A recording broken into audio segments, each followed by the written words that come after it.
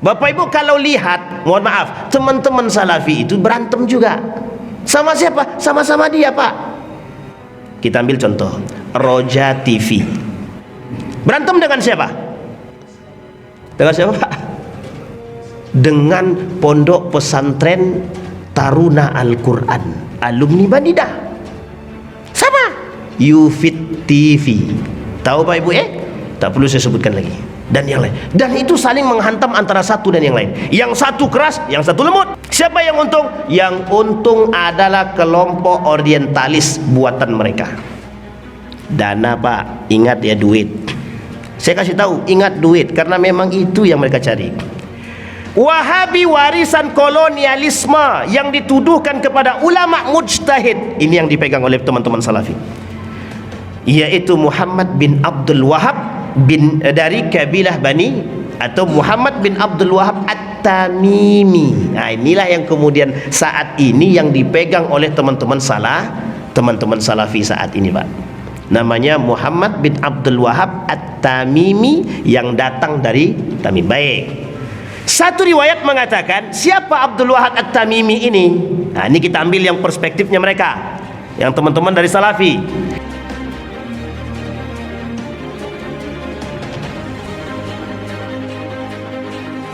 Tapi ada satu hal malam hari ini yang saya ingin tunjuk kepada Bapak Ibu semua. Tapi satu hal ini saya berharap nanti ini tidak dia expose.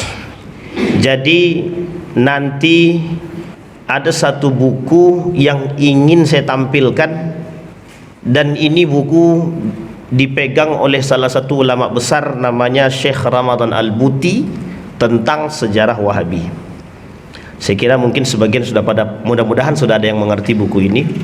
Tapi buku ini cukup dalam ketika memperlihatkan satu hal atau pembuktian tentang Wahabi itu sendiri. Jadi Bapak Ibu, ada judul buku, ini judul bukunya, saya lihatkan ke Bapak Ibu ya. Oke. Sudah pernah tahu Bapak Ibu buku ini? Sudah? Oh, belum tahu?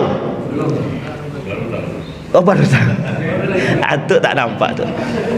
Buku ini, kalau ada yang baca buku ini dan mengerti isi buku ini, mesti dia paham jalur peran Inggris setelah nanti ada namanya Perang Dunia Pertama. Jadi sini kasusnya di sini Bapak Ibu. Seven Pillar of Wisdom itu, buku ini nanti berisikan tentang King Faisal, kemudian berisikan tentang Saud. Tahu Bapak Ibu King Saud ya? Baik. Nah, tapi kita kesampingkan dulu itu. Nanti kita kaitkan ke situ. Baik. Saya ambil dulu sejarah Wahabi. Yang sejarah Wahabi ini kalau kita kaji ada 4 pandangan yang populer di Indonesia. 4 pandangan yang populer di Indonesia. Saya ambil 3 karena yang satunya agak mirip-mirip aja. Saya ambil 3. Yang pertama pandangan dari Wahabi itu sendiri. Yang kedua pandangan dari Ahlus Sunnah wal Jamaah. Yang ketiga pandangan dari sisi ilmiah dalam konteks sejarah yang berkaitan dengan Perang Dunia. Nah, yang terakhir itu sebenarnya ada salah satu tokoh dari kalangan liberal juga ikut mengkaji tentang Wahabi. Nah, ini saya baru ingat namanya, Profesor Dr. Yudian. Dulu pernah jadi rektor Universitas Islam Negeri Yogyakarta, juga pernah menjadi BPIP, kepala BPIP. BPIP ya, Pancasila itu. Ah ya itu, pokoknya itulah pokoknya. Beliau ini dulu pernah meneliti tentang Wahabi juga. Artinya ini kita tidak berpikir negatif kepada siapapun gitu.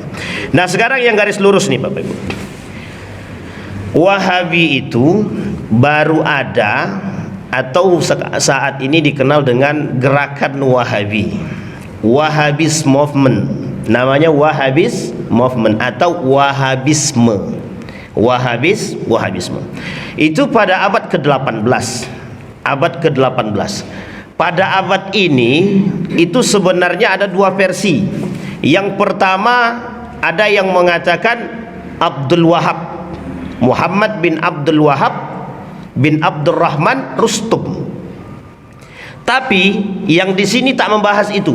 Muhammad bin Abdul Wahab yang nanti adalah berasal dari Najd dan punya ayah namanya Abdul Wahab, tapi punya abang namanya Khalil Abdul Wahab, yang sebagian oleh ulama yang lain mengatakan bahwa beliaulah orang yang disebut dengan Wahabi, tapi sesungguhnya dia bukan Wahabi, cuma dia garis lurus. Ada Inggris datang buat isu, kemudian dia dituduh sebagai Wahabi. Nanti singkat ceritanya di situ. Ini namanya Pak, di Uyainah tahun 1703 Muhammad bin Abdul Wahab merupakan seorang pengkhutbah fanatik. Bertahun-tahun ke Hijaz, Mesir, Suriah, Irak, Iran, India. Meskipun Ibnu Abdul Wahab dianggap sebagai bapak Wahabisme. Dan ini nanti ada kaitannya dengan kekhalifahan Turki Utsmani. Oke, ada kaitannya dengan kekhalifahan Turki Utsmani. Perkembangan Wahabi dan sekte-sektenya. Negara Saudi Wahabi pertama itu 1744. Ini tahunnya aja ditengok. Jadi perkembangan mereka 1744. Kemudian sampai 1814. Ini dah lebih 100 tahun. Muhammad bin Abdul Wahab mendapat dukungan dari Muhammad Al-Saud. Nah, ini Bapak Ibu tahu Al-Saud ya? Makasih Ham. Al-Saud ini, nah ini saya bocorkan langsung di sini. Kan kita pakai bahasa Indonesia aja kan. Muhammad Al-Saud ini nanti punya keturunan, namanya juga Saud. Nanti dia kerjasama dengan Inggris menghancurkan Turki Utsmani. Jadi yang akan menghancurkan Turki Utsmani itu nanti pertama Inggris, Jerman, Prancis. Amerika belum ikut-ikutan. Pasca menang perang dunia itu nanti Amerika itu cuma biasa-biasa saja, karena nanti peran Amerika itu di belakang layar. Setelah itu baru nampak layar-layarnya Amerika semua. Tapi di belakang ini semua ini Yahudi semua. Yahudi semua di belakang ini. Nah, yang keempat, negara yang ikut-ikutan untuk merebut menghancurkan Turki Utsmani itu adalah Saudi Arabia. Dan itu zahir, tertulis dalam kitab Seven Pillar tadi. Dan buku itu cukup populer di karangan para ulama-ulama yang berasal dari Syria. Salah satunya Syekh Ramadan Al-Buti, Nuruddin Etar, dan beberapa ulama yang lain.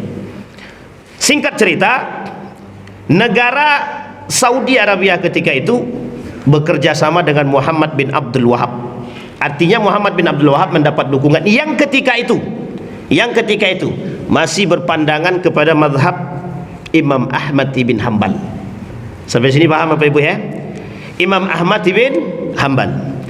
Tapi sebagian lagi mengatakan sudah ada campur tangan Ibnu Taimiyah dan Ibnul Qayyim Al-Jauziyah. Dua orang ini, Ibnul Qayyim Al-Jauziyah dan Ibnu Taimiyah. Jangan suuzon dulu, belum sampai. Yang kedua, negara Saudi Arabia yang fase kedua 1843 1891. 1866 Wahabi Saud secara curang menandatangani perjanjian persahabatan dengan Inggris, yang mana ini dibenci oleh umat Islam. Koalisi kedua, kekhalifahan Turki Utsmani atau kekhalifahan Turki ketika itu marah atas pengkhianatan tersebut. Perang di Riyadh dimenangkan oleh Turki. Jadi ketika perang di Riyadh terjadi perang besar-besaran. Yang menang siapa? Turki. Di sini mereka sakit hati. Nah, ini Bapak Ibu yang saya sampaikan di awal tadi. Akibat kekalahan tersebut, anak keturunan Wahabi Saud, negara Saudi pada fase yang ketiga, Arab Saudi yang sekarang, melarikan diri ke Kuwait dan menghimpun kekuatan kembali dengan Inggris. Pasukan salib dipelopori oleh putranya Abdul Aziz untuk menyerang kembali Riyadh dan akhirnya berhasil menang mengalahkan kekhalifahan Turki.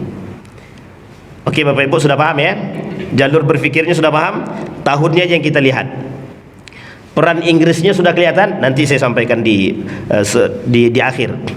Pandangan Wahabi, satu yang dia cari adalah kemunduran umat Islam disebabkan karena faktor internal kemusyrikan. Ingat Bapak Ibu, ini kaitan ini waktu itu adalah kaitannya dengan sufisme. Nah, ini saya sampaikan. Kenapa tarekat-tarekat itu dibenci oleh teman-teman Wahabi? Nah, karena di situ banyak musyrik-musyriknya, kata mereka. Sampai sini paham ya? Itu yang harus dipahami dulu, garis bawahi. Titik sentral dari pemikiran gerakan Wahabiyah sebenarnya adalah mengikis habis praktek-praktek bid'ah dan khurafat yang ada pada masa Islam. Nanti kita kaitkan dengan Khawarij. Buku-buku rujukan aliran Wahabi, ini strip ya, strip Salafi. Ini tidak ada jangan dikait-kaitkan dulu sebelum selesai saya ngomong. Adalah karya-karya dari Syekh Ibnu Taimiyah dan Syekh Muhammad Ibnu Abdul Wahab. Lanjut. Artinya waktu itu peran paling besar dua, perannya Abdul Wahab, kemudian perannya Ibnu Taimiyah. Sekarang pertanyaannya, di mana peran daripada Imam Ahmad ibn Hambal? Bapak Ibu paham ya? Di sini baru nanti akan kelihatan mereka ini sebenarnya Ibnu Taimiyah atau Imam Ahmad ibn Hambal. Nah, ini saya bocorkan sekarang.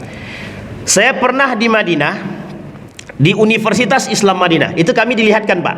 Ini kelompok mazhab Syafi'i, ini kelompok mazhab Maliki, ini kelompok mazhab Hanafi, ini kelompok mazhab Imam Ahmad ibn Hambal. Dua.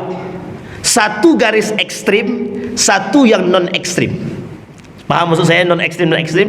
Yang satu Taimiyah atau Taimiyi, yang satu lagi Imam Ahmad ibn Hambal. Jadi kalau mereka berperang sama-sama mereka itu sudah biasa, karena memang dari sananya Pak berantemnya, dan itu sudah biasa, dan sering terjadi cekcok di antara mereka.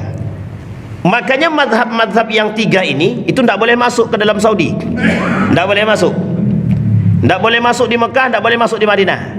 Tapi sekarang alhamdulillah sudah longgar, sudah boleh masuk. Bahkan kita bisa lihat juga di daerah-daerah agak keluar daripada Mekah perbatasan itu sudah ada yang merayakan Maulid Nabi. Dan itu datang dari mana? Indonesia. Mantap Indonesia nih. Bisa sampai ke sana, bisa buat Maulid Nabi di Mekah lagi. Saya diajaknya, bisa ayo kita Maulid Nabi yuk nih. Enggak, saya bilang. Saya Wahabi, saya bilang. Enggak waktu itu kan sedang diskusi-diskusi. Dan itu Bapak Ibu, mereka dua. Tempatnya dua. Dan itu terpisah.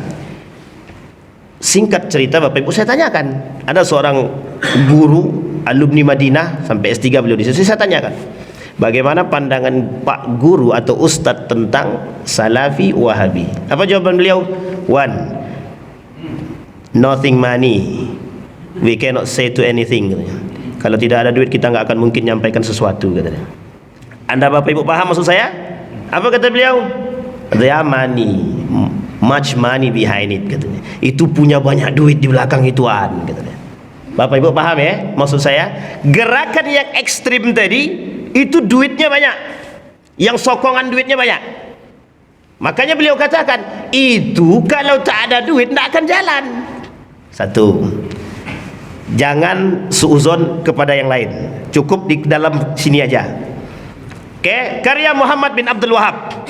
Ini karya buku beliau, Kasyaf As-Syubhat, Tafsir As-Sahada. Yang Kasyaf As-Syubhat ini yang nanti akan dikaji oleh siapa? Kiai Haji Idrus Romli. Nah, nanti ada pandangan dari Kiai Haji Idrus Romli. Bapak Ibu akan lihat tuh, sudah tinggal buka aja di YouTube, sudah banyak itu kajian beliau itu tentang Salafi Wahabi. Tapi kalau kajian beliau itu mesti semuanya Abdul Wahab, tidak ada kaitannya dengan Inggris. Abdul Wahab semua. Dia diusir oleh orang tuanya. Jadi Abdul Wahab ini dalam pandangannya Kiai Haji Idrus Romli, dalam buku yang beliau pelajari dari buku-bukunya karangan juga daripada orang-orang Wahabi, dalam kitab Kasyaf As-Syubhat, apa kata beliau? Ini anak namanya Abdul Wahab, Muhammad bin Abdul Wahab. Saking tak pernahnya belajar, orang tuanya marah. Apa kata orang tuanya? Jangan kau tinggal di rumah lagi, dah kalau tak mau belajar keluar. Sehingga kata abangnya si Muhammad bin Abdul Wahab ini keluar, dan dia pergi mencari anggota dan jamaah sendiri. Dan dia punya jamaah besar. Apa kata ayahnya? Kata abangnya kepada jamaah kepada masyarakat Najd ketika itu, hati-hati dengan Muhammad bin Abdul Wahab. hati-hati dengan Muhammad bin Abdul Wahab. Itu yang kemudian dipetik, dan keluar buku yang paling tenar ketika itu, Membongkar Habis Wahabi, warna coklat bukunya Pak. Dan itu rame di Indonesia, ini diserang tuh buku-buku itu, kemudian dijadikan patokan. Para teman-teman Salafi, teman-teman Wahabi kemudian menyerang balik. Buku ini penuh dengan isinya caci maki dan lain sebagainya. Saya punya bukunya kebetulan, dan memang kita baca dan kita kaji waktu itu. Waktu di Jogja itu udah lama itu, 2017an kalau tak salah. Rame tentang Wahabi. Di situ kemudian pandangan saya waktu itu, saya kata, mak, celaka lah Salafi Wahabi ini dalam hati saya, tapi saya tak sebut. Kenapa begitu? Saking sadisnya mereka, Muhammad bin Abdul Wahab ini menghabisi semua barang-barang peninggalan yang ditinggalkan oleh ulama Hanafi. Jadi sebelum mazhab Imam Ahmad bin Hanbal berjaya di Saudi, itu mazhab yang paling berdiri, yang paling kokoh sebelum itu adalah bukan mazhab Syafi'i, Imam Abu Hanifah. Dia semua fase punya Pak. Di Mekah itu siapa yang pegang tergantung. Siapa yang pegang pada fase itu? Kalau seandainya waktu itu imam yang paling kuat adalah Malik, Imam Malik yang pegang. Kalau Imam Syafi'i yang pegang. Jadi mazhab semua sudah pernah ada di Mekah itu, di Saudi itu sudah pernah. Semua 4 mazhab itu sudah pernah. Yang paling sebentar adalah Imam Malik. Yang paling lama adalah mazhab Imam Syafi'i. Cukup lama, digeser. Jadi biasa tuh sentimen mazhab tuh sudah dari sono. Yang sentimen bawahan, yang atas nggak pernah sentimen. Muhammadiyah, NU, yang sentimen siapa? Bawahnya. Hasyim Muzadi dengan Din Samsudin duduk bareng harmoni. Paham maksud saya Bapak Ibu ya? Jadi yang membuat rusuh siapa? Bukan bapak-bapak yang tidak belajar. Yang tidak belajar. Tafsir syahadah la ilaha illallah, kitab Al-Kabir, Usulul Islam, dan lain sebagainya. Kita lewat aja Pak. Dalam kitab Dr. Mustafa Sakha 1994 merincikan akidah Wahabiyah adalah, ini dia Bapak Ibu, ini yang kemudian menjadi pertahanan mereka, menyembah sesuatu adalah kesesatan. Sudah paham ya maksudnya kan? Kemusyrikan. Jadi kalau ada orang-orang Afghanistan yang datang ketika itu menyentuh Ka'bah, oh itu langsung ditangkap. Waktu itu diperangi. Waktu masih kenceng-kencengnya 2010, masih banyak orang-orang Indonesia yang datang ke Ka'bah itu memotong kain kiswah untuk jadi jimat. Jangan salah itu Pak. Saya berangkat haji 2010 itu, wah itu apa isi dalam dompet Bang? Ini batu. Batu di mana? Batu waktu kita di sebelum melempar jumroh katanya. Astagfirullah, saya bilang masih dipertahankan, disimpan. Maka mereka nggak mau. Nah, salah satu ciri daripada teman-teman Wahabi itu paling anti dengan model kemusyrikan seperti itu. Dan itu dalih, ingat dalih. Kalau bahasa Syiahnya taqiyah. Kalau bahasa Syiahnya taqiyah. Tapi itu dalih. Perempuan tidak boleh ke kuburan. Bapak Ibu masuk ke dalam kuburan itu bapak-bapak yang bisa. Dan dulu masih boleh kita jalan-jalan. Berhenti masih boleh. Kalau sekarang enggak. Cuman jalan doang kita. Enggak boleh. Dan nisan-nisan dihabiskan. Karena apa? Alasan mereka adalah takdis, pensucian. Di situ ada makam Utsman bin Affan, kemudian makam istri Nabi, anak Nabi, Imam Abu Hanifah. Ada apanya di situ? Kuburannya di situ. Dan masih banyak istri-istri Nabi, kuburannya juga di situ. Anak-anak Nabi, saudara-saudara Nabi, keluarga Nabi. Dalam riwayat yang lain dikatakan ada di situ makamnya Nabi Adam, Idris, Nuh, Soleh, Nabi Saleh. Di situ sudah ada juga makamnya, kata dalam riwayat yang lain. Mencari ampunan Allah dengan cara mengunjungi kuburan yang saleh termasuk perbuatan musyrik. Menggunakan nama Nabi atau wali sebagai pengantar kata dalam salat adalah munafik. Sayyidina, itu kuncinya Pak. Mereka tidak mau itu. Khurafat itu bagi mereka. Jadi gini, ketika Turki menjadi satu kerajaan yang besar, Turki punya satu gaya ibadah yang tidak sama dengan yang lain. Salah satunya adalah ketika mereka berzikir, itu kan mereka sampai menari ya, sambil menari, dan itu mereka meresapi. Oh, bagi kaum Wahabi minta ampun dah itu, kalau misalnya mereka bunuh itu.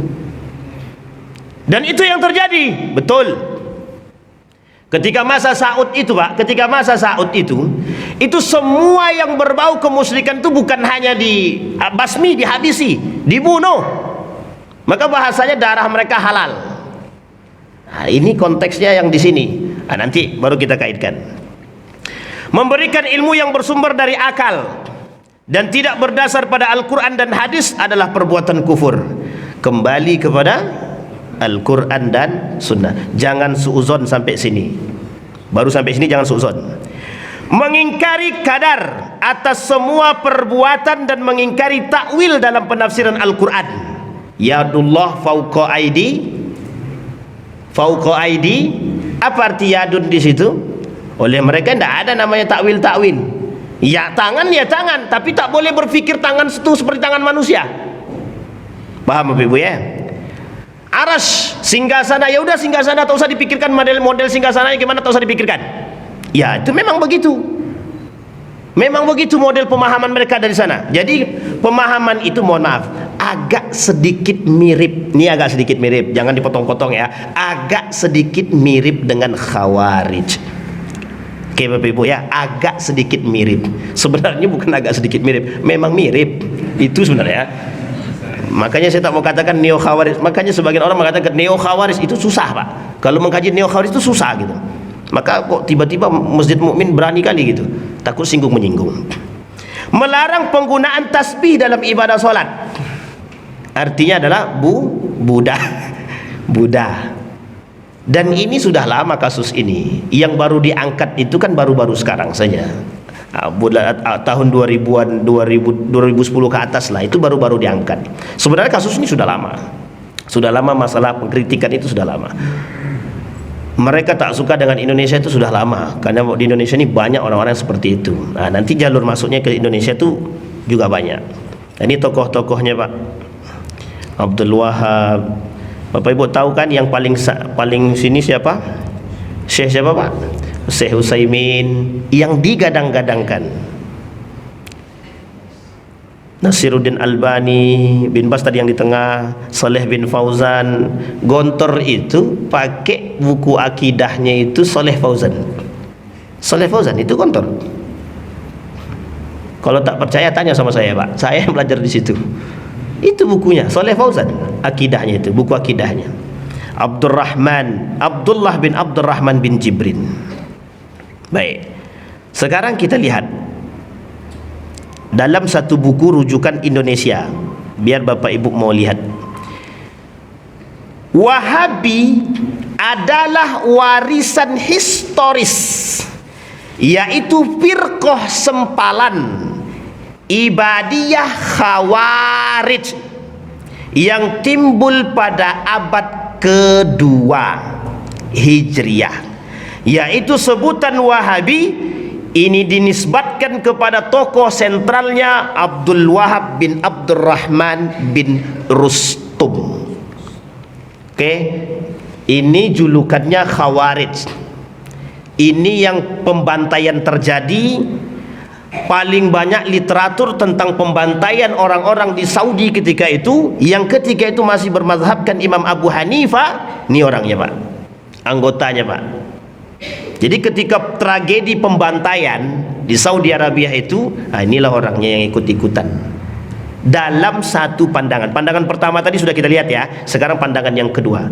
Pandangan yang kedua ini lebih banyak dipakai oleh teman-teman Salafi. Oke? Teman-teman Salafi termasuk Dr. Ali Zainal Abidin itu mengatakan Rustum inilah orang pengkhianat sesungguhnya yang menisbatkan Wahabi kepada Muhammad bin Abdul Wahab. Dan ingat Bapak Ibu, apa kata Syekh Ramadan Al-Buti? Kita langsung angkat. Kata Syekh Ramadan Al-Buti, ketika Saudi kerjasama dengan Inggris punya gerakan-gerakan propaganda 3. Yang pertama, gerakan propaganda yang sampai saat ini Bapak Ibu masih dengar, namanya Ahmadiyah. Itu Bapak Ibu buatan Inggris, Britani. Dulu namanya bukan Inggris tapi Britani. Itu dalam buku Seven Pillar itu sudah mereka sebutkan. Dan kerjasamanya dengan siapa? Amerika. Tujuannya apa? Tashkikul muslim wa targhibul muslim. Membuat orang Islam lemah, membuat orang Islam itu lupa, membuat orang Islam itu yang kuat imannya menjadi tak kuat, yang kemudian membuat orang Islam itu bisa ikut-ikutan westernisasi, namanya targhib. Tujuannya, Pak. Ini sudah kita kaji di perang pemikiran di Masjid Al-Mu'min juga.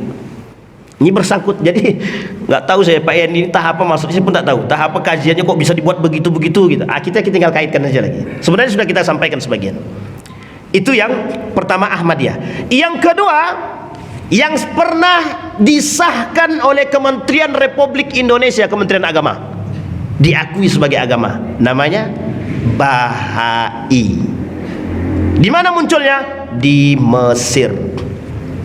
Yang ketiga kata Syekh Ramadan Al-Buti, Wahabi. Di mana munculnya? Jazirah Arab. Yang fase pertama tadi. Tadi ada di dalam PowerPoint tadi ada 3 fase kan? Fase yang pertama 1700 sampai 1818. Kemudian fase yang terakhir yang Jazirah Arab tadi muncul kemudian menjadi Saudi Arabia saja. Sampai sini paham Bapak Ibu? Oman dia punya mazhab sendiri. Nama mazhabnya Oman Al-Wad'i. Oman tidak ada. Oman tidak ikut 4 mazhab. Oman punya mazhab sendiri, namanya mazhab Al-Wad'i. Apa kata Oman?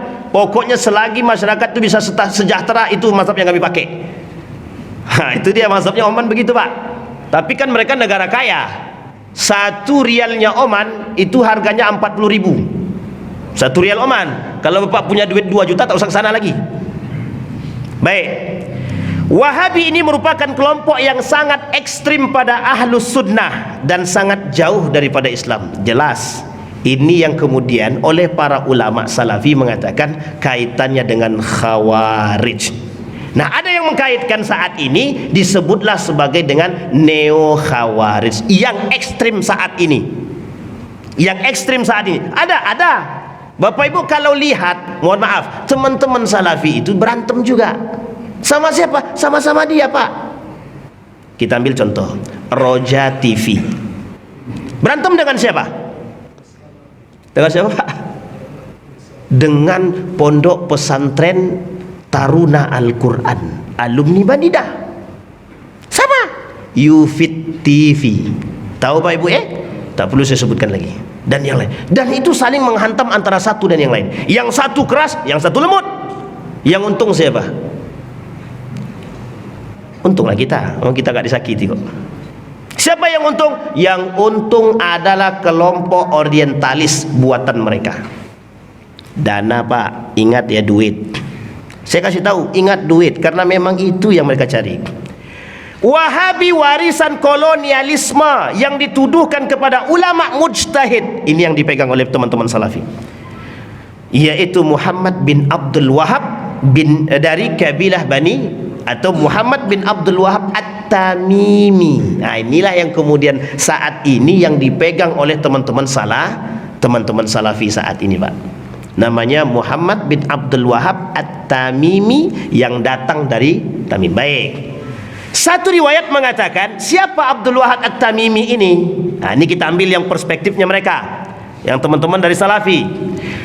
Muhammad bin Abdul Wahab At-Tamimi orang soleh, berasal dari keluarga yang dari Nejat, yang soleh, bapaknya soleh, abangnya soleh, ahli di bidang fikih. Oke Bapak Ibu sampai sini sudah paham ya?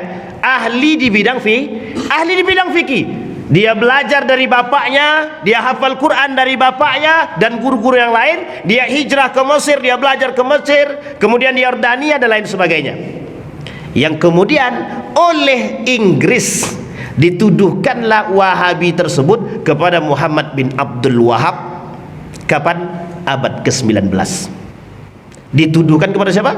Muhammad bin Abdul Wahab. Yang seharusnya tadi Rustum, dinisbatkanlah Wahabi tersebut kepada Muhammad bin Abdul Wahab. Makanya Bapak Ibu, mohon maaf, kalau Bapak Ibu bicara ini masalah Wahabi di Saudi Arabia, mereka akan katakan sama, bahwa yang sesungguhnya menjadi pelopor mujtahid mereka adalah Muhammad bin Abdul Wahab At-Tamimi.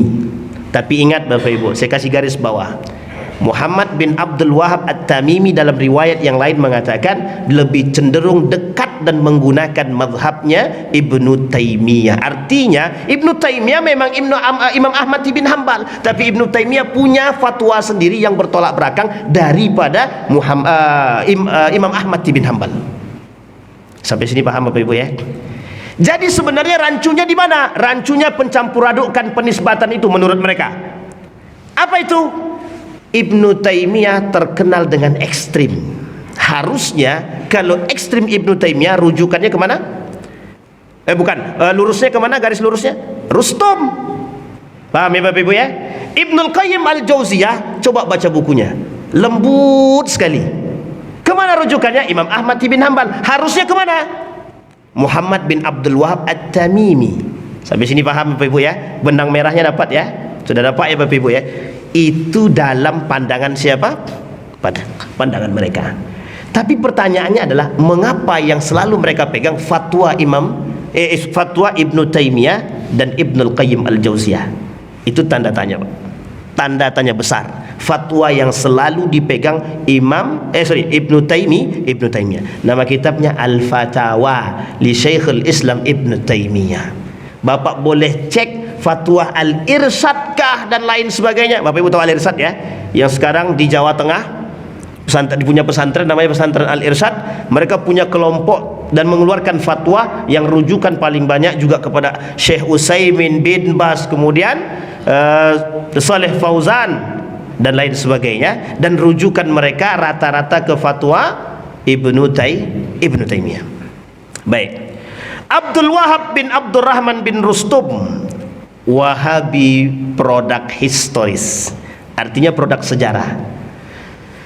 Abdul Wahab bin Abdurrahman bin Rustum, sang tokoh Khawarij, adalah salah satu kelompok dari kaum muslimin yang mengkafirkan pelaku maksiat. Nah, ini dasar takfiri itu di sini. Dasar takfir itu dari sini. Makanya kalau mereka katakan darah itu halal, itu tujuannya Pak. Khawarij, sudah paham ya? Khawarij ya, yang membantai siapa Pak? Yang membantai semua orang-orang pengikut Ali. Tapi Bapak lupa, saya belum lupa pun nyampaikannya, mereka tetap kerjasama dengan Syiah. Padahal Syiah itu Ali, kata mereka. Tapi mereka kerjasama itu. Jadi untuk menghancurkan sesuatu butuh tenaga. Maka saya katakan Bapak Ibu, Perancis, Inggris, Amerika itu tidak pernah bersatu loh. Kalau untuk menghancurkan Islam harus ngapa dia? Harus gabung. Yahudi Nasrani itu tidak pernah satu, tidak pernah nyatu. Yahudi itu paling anti dengan Nasrani itu Pak, paling anti. Tapi bisa dia bersatu hanya untuk menghancurkan. Tapi mereka menggunakan tangan orang lain. Ingat itu Pak. Dan itu kebiasaan Yahudi. Mana mau tangan mereka kotori, nggak mungkin. Membangkang dan memberontak terhadap pemerintahan Islam dan keluar dari jamaah kaum muslimin. Abdul Wahab bin Abdurrahman bin Rustum meninggal pada tahun 211. Setelah itulah kemudian baru muncul yang namanya mujtahid yang di Saudi Arabia. Termasuk dalam kategori Khawarij generasi awal, muhakkimah hurriyah, yang ikut bertahkim kepada yang ikut memberontak terhadap tahkim Ali bin Abi Thalib terhadap Muawiyah. Jadi Muawiyah ketika perang Siffin kan angkat bendera tuh, angkat Al-Quran diikat di tiang bendera. Nah, disitulah kemudian mereka katakan Ali bertahkim kepada Muawiyah melalui Al-Quran. Apa kata mereka? Tidak ada di dalam Al-Quran tahkim seperti ini. Ali kafir. Itulah asal mulanya kenapa kalimat kafir itu muncul. Pentakfiran pertama itu diberikan kepada siapa? Bukan kepada Umar, bukan kepada Utsman, tapi diberikan pertama kali kepada Ali bin Abi Thalib, sebagai orang yang tempat mereka mengadu. Kemudian mereka keluar, Ali bertahkim bukan dengan Quran. Apa kata mereka? Kafir. Semenjak itu pengikutnya yang 200 orang mengkafirkan Ali. Makanya mereka tak mau bersatu dengan Syiah, tapi bisa bersatu ketika menghancurkan ketika menghancurkan Yazid bin Muawiyah, menghancurkan dinasti Abbasiyah, menghancurkan dinasti Umayyah. Dan itu peran mereka semua, termasuk saat ini Bapak Ibu. Kalau saat ini tuh cicit Khawarij. Cicit Khawarij namanya neo Khawarij lah. Tapi bukan dari kalangan Salafi. dan sempalan-sempalannya seperti Al-Azariqah, As-Safariyah dan An-Najdat. Ketiganya sudah lenyap dan Ibadiyah masih ada hingga sekarang. Termasuk pula dalam kategori Khawarij adalah siapa saja yang dasar-dasar jalan hidupnya seperti mereka, seperti Jamaah Takfiri dan Hijrah. Atas dasar ini maka bisa saja Khawarij muncul di sepanjang masa, bahkan betul-betul akan muncul pada akhir zaman, seperti telah diberitakan oleh Rasulullah. Pada akhir zaman akan muncul suatu kaum yang usianya rata-rata masih muda dan sedikit ilmunya, dan sudah Allah sebutkan, sudah Nabi sebutkan dalam prahara huruf akhir zaman, yaitu kaum Khawarij. Muhammad bin Abdul Wahab, Wahabi produk penjajahan. Syekh Muhammad bin Abdul Wahab dilahirkan di Uyainah, ini yang tadi. Nah, apa maksudnya produk penjajahan?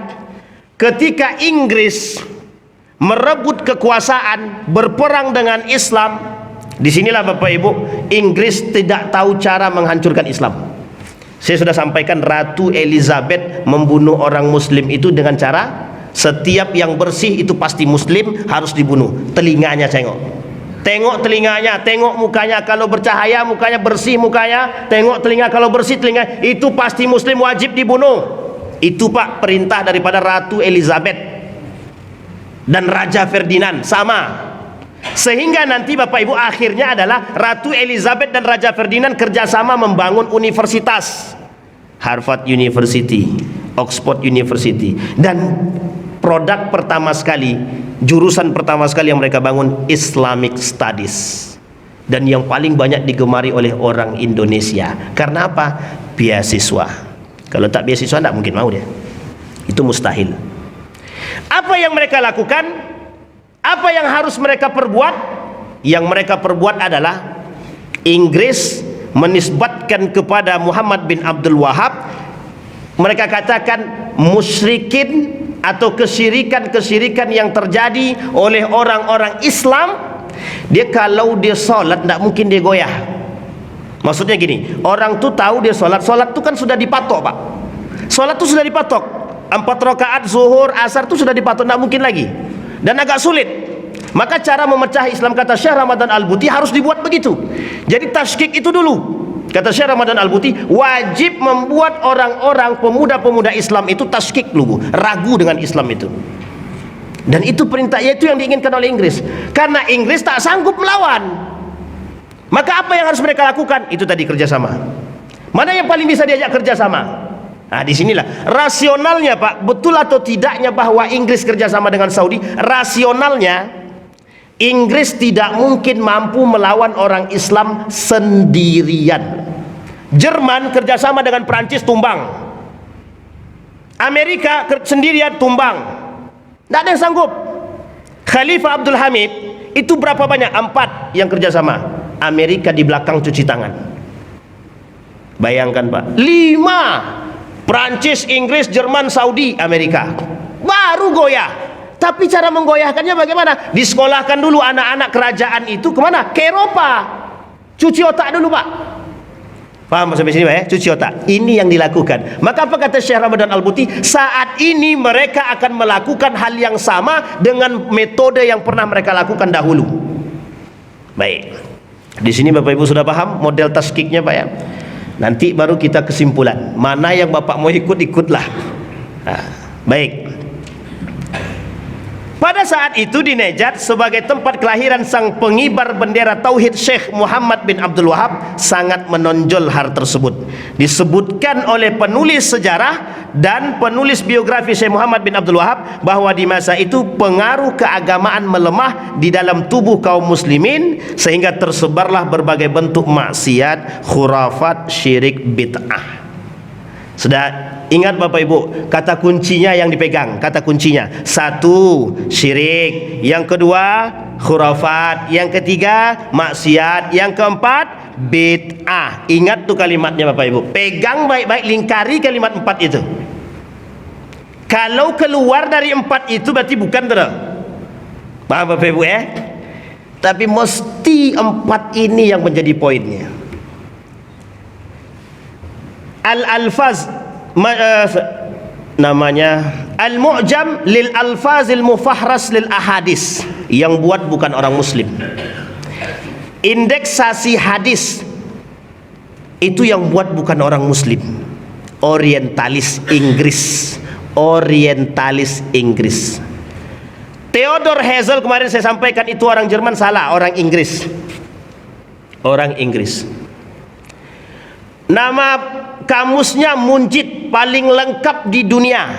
Namanya Munjid, kamus bahasa Arab. Yang buat juga bukan orang muslim, orientalis dari Belanda. Sampai sini paham maksudnya Pak? Kemana arahnya sudah paham? Baik, ini kalau kita ikut alur. Sehingga Bapak Ibu, dengan jalur inilah kemudian teman-teman Salafi mengatakan bahwa Rustum inilah penyebab dinisbatkannya mereka kepada Wahabi.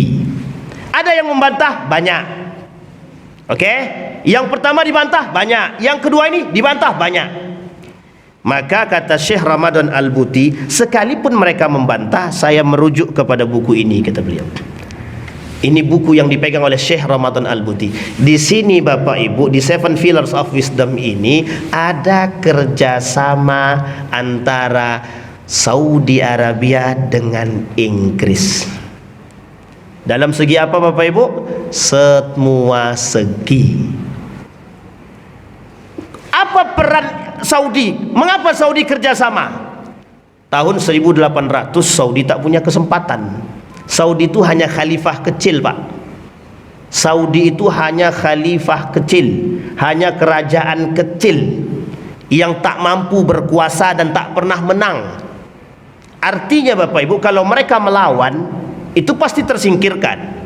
Dan ketika pada abad ke-19 yang megang kan Turki Utsmani.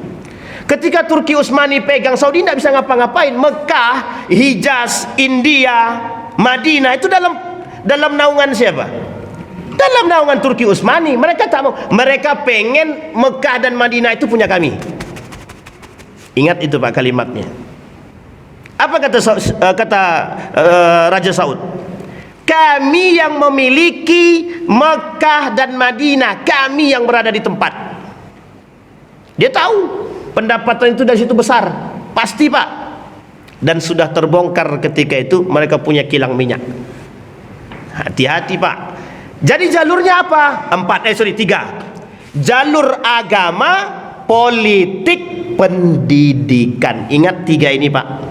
Terakhir ketiga-tiga ini didukung oleh ekonomi. Inggris punya keuntungan kerjasama dengan Saudi. Apa untungnya Inggris kerjasama dengan Saudi? Banyak Pak. Persenjataan Inggris itu bisa mereka berikan kepada Saudi. Saudi tinggal beli saja. Mau mereka beli? Mau. Sampai saat ini kerjasama senjata masih dengan Inggris. Yang mengajar tentara Saudi siapa Bapak Ibu? Amerika. Yang mempersenjatainya siapa? Inggris. Yang mempersenjatainya, semua orang sudah tahu kalau yang mempersenjatainya adalah Inggris. Semua orang sudah tahu yang mengajar tentara Amerika siapa? Tentara Saudi siapa? Amerika. Makanya sampai saat ini Saudi tidak akan pernah bisa putus dari dua negara itu Pak. Sekalipun Amerika dan Inggris berantem. Kalau ada mereka mengatakan mereka berkhianat terhadap Amerika, jalur politik satu, masih punya jalur politik yang lain mereka pegang Pak. Saudi mana pernah embargo? Tidak mau Pak. Pernah terjadi? Pernah, cuman satu kali. Pada siapa? King Faisal. Kenapa kok King Faisal bisa begitu? Satu-satunya Raja Saudi yang berani ketika itu. Dan itu hanya karena Palestina. Ingat Pak ya, hanya karena Palestina. Kalau bukan karena Palestina juga enggak. Tidak mungkin ada kaitannya ke situ. Oke, sampai sini paham Pak ya? Seven Pillar of Wisdom. Baik. Saya sebenarnya mau baca tapi pakai bahasa Inggris. Bapak terjemahkan sendiri aja nggak apa-apa kan? Paham ya Pak ya? Baik. Saya lihatkan prosesnya Faisal menandatangan. Ini aja. Baik. Nomor 1 pembahasannya tentang discovery of Faisal. Apa artinya discovery Pak? Yang bisa bahasa Inggris. Tok, apa artinya discovery Tok? Faisal itu orang yang paling ditakuti ketika itu, Pak. Apa kata Eropa? Kalau Faisal ini masih tetap menjadi raja, maka kami tak akan pernah bisa masuk ke Saudi. Semua kerjasama Amerika, Inggris di-cut sama dia. Cara membunuhnya bagaimana? Keponakannya, Pak, balik dari Belanda, pulang dari Belanda, kemudian bertemu dengan King Faisal, karena ini keponakan, anak dari abangnya sendiri. Sampai di hadapan, sampai karena ini keponakan kan tidak ada kecurigaan, Pak. Menghadap raja, ditodong pistol, langsung ditembak di tempat. Jadi King Faisal itu artinya ditembak di tempat. Siapa yang membunuh? Keponakannya sendiri. Kenapa dibunuh? Bahasa lain propaganda, bahasa yang lain konspirasi, bahasa yang lain sakit hati. Tapi lebih tepatnya banyak yang mengatakan bukan karena sakit hati, tapi karena memang cuci otak di sana sudah terjadi lama. 6 tahun keponakannya belajar, Pak, di sana. Salah satu cara mereka untuk menghancurkan sama persis seperti kejadian runtuhnya Turki Utsmani. Tidak bisa menggoyah Abdul Hamid. Caranya bagaimana? Anak daripada Abdul Hamid itu disekolahkan ke Amerika dan memaksa. Artinya Abdul Hamid sudah katakan jangan, tapi dia pengen tetap keras. Oke, berangkat. Ada namanya sepupunya, namanya Sahabuddin namanya. Sahabuddin inilah yang kerjasama dengan sekuler Amerika. Bapaknya kerjasama dengan Inggris, anaknya kerjasama dengan Amerika. Mantap. Pulang anaknya dari belajar dari Amerika, dicuci otaknya dengan gaya sekuler. Makanya yang menjatuhkan ini siapa? Bukan Abdul Hamid II yang dihancurkan. Memang dikudeta, tapi yang mengkudeta siapa? Masih keluarga. Sampai pada akhirnya yang terakhir itu hanya sebentar digulingkan habis. Naiklah Kemal Atatürk itu siapa? Panglima perang Turki Utsmani. Yang diberikan keuntungan, kau mau apa? Kilang minyak ambil. Kau mau apa? Senjata ambil. Kau pengen apa? Kekuasaan ambil, kami bantu. Datang, Pak, 3 utusan, Inggris, Amerika, Jerman, duduk bareng. Kau butuh apa? Kami sediakan. Disitulah kekuatan Kemal Atatürk waktu itu, Pak, bisa menggulingkan Turki Alhamdulillah sampai saat ini jasadnya begitu-begitu aja. Kita doakan semoga dia masuk surga, tapi itu mustahil, Pak. Kalau bagi saya ya, mustahil. Makanya King Faisal harus wajib dibunuh. Setelah itulah Bapak Ibu, selesai King Faisal, disitulah kemudian kerjasama Saudi dengan Inggris semakin baik. Sekarang Saudi itu bukan lagi baik, tapi memang sudah membuka jalur kerjasama dengan berbagai negara di Eropa dengan dalih mereka adalah pariwisata. Jadi Bapak Ibu, Saudi mengapa membuka pariwisata? Mereka berpikiran bahwa minyak ini bakal habis. Padahal mereka masih punya satu gunung yang isi di gunung itu emas, dan itu tidak mereka bongkar, ada di Jeddah, tak mereka bongkar. Yang kedua, alasan dalih yang lain itu sebenarnya pariwisata. Nah, sebenarnya di balik pariwisata ini adalah propaganda. Di balik ini adalah propaganda yang kemudian nanti ya namanya akhir zaman, Bapak Ibu. Harap maklum sajalah. Karena bahasa akhir zaman itu yang halal diharamkan, yang haram dihalalkan, yang namanya subhat itu akan menjadi. Nah, yang dimaksud oleh Nabi subhat yang sesungguhnya seperti yang dilakukan oleh Muhammad bin Salman. Paham Bapak Ibu ya? Dan itu subhat yang sesungguhnya. Orang non muslim masuk Masjidil Haram, naik ke atas Bapak Ibu, ke atas lantai 3. Ngapain coba mereka situ? Nggak sholat, cuma nengok aja. Ada pemandunya, ada. Jadinya apa? Tamu. Masuk ke Masjid Nabawi, masuk di pelataran Masjid Nabawi itu nggak pakai kerudung, tidak.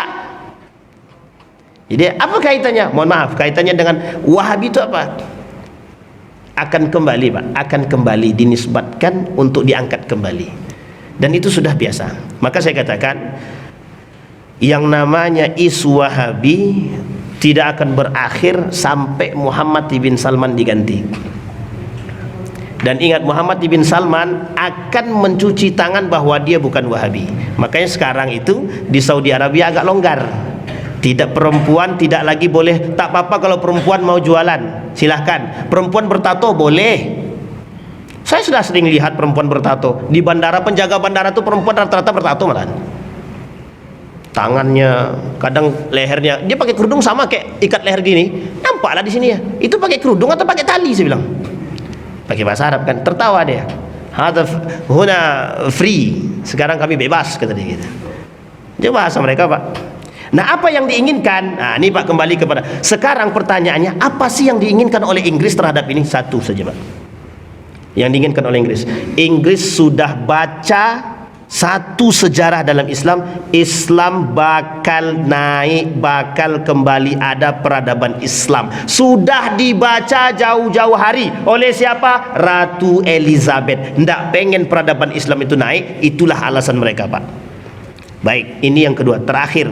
Itu pandangan dari siapa? Pandangan dari teman-teman Salafi. Teman-teman Salafi berpegang teguh pada ini, Pak.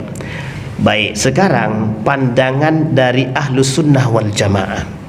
Apa kata Ahlus Sunnah wal Jamaah? Itu hanya propaganda Wahabi itu sendiri. Mereka hanya berdalih menutupi diri dengan kalimat Wahabi. Pada hakikatnya mereka lah sesungguhnya Wahabi itu. Tapi Bapak Ibu, ini dikembalikan kepada, semua punya referensi masing-masing. Dikembalikan kepada buku mereka masing-masing pada jalur mereka. Ahlus Sunnah punya pegangan. Bukunya buku teman-teman Wahabi. Ketika melihat bentrokan antara satu Wahabi dengan Wahabi yang lain. Buku-buku yang tadi kita bacakan, buku-bukunya Muhammad bin Abdul Wahab, itu yang kemudian menjadi dalihnya. Sehingga oleh teman-teman Ahlus Sunnah wal Jamaah, Wahabi, makanya Bapak Ibu mohon maaf, kenapa teman-teman Ahlus Sunnah wal Jamaah akan terus mengejar Wahabi? Satu alasannya Bapak Ibu, tafriq bainal muslim al haq, pemecah antara muslim yang sesungguhnya. Itu Pak. Sekarang Bapak Ibu mau ikut yang mana? Ikut saya boleh. Kalau saya Bapak Ibu, sejauh dia masih muslim, kita tak bisa mengkafirkan orang lain. Itu satu. Yang kedua, sejauh dia masih bersyahadat kepada Allah, dia masih bagian daripada kita. Yang ketiga, tidak semua Wahabi itu Salafi. Paham Bapak Ibu? Dan tidak semua Salafi itu Wahabi. Dan masih banyak di antara mereka yang beraslikan mazhabnya Imam Ahmad ibn Hanbal. Ingat itu Pak, kalimat itu. Kenapa? Karena kata guru saya, salah besar ketika ada yang mengatakan semua yang di Madinah, semua yang di Saudi itu Wahabi. Salah. Dan saya melihat sendiri dengan kacamata saya sendiri.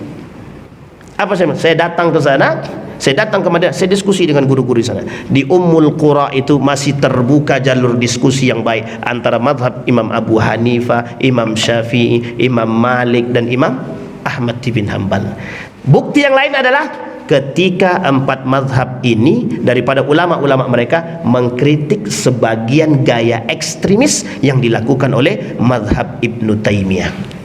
Jadi Bapak Ibu, caranya adalah perlihat kalau sebelum kita menjudge orang, tengok dulu baik-baik.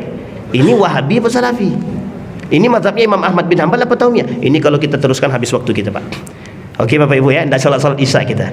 Nah insyaallah kalau memang nanti ada waktu kita bahas singkat di akhir yang di pertemuan yang akan datang. Mudah-mudahan bermanfaat bagi kita semua. Fa'tabiru ya ulil absar la'allakum tuflihun. Assalamualaikum warahmatullahi wabarakatuh.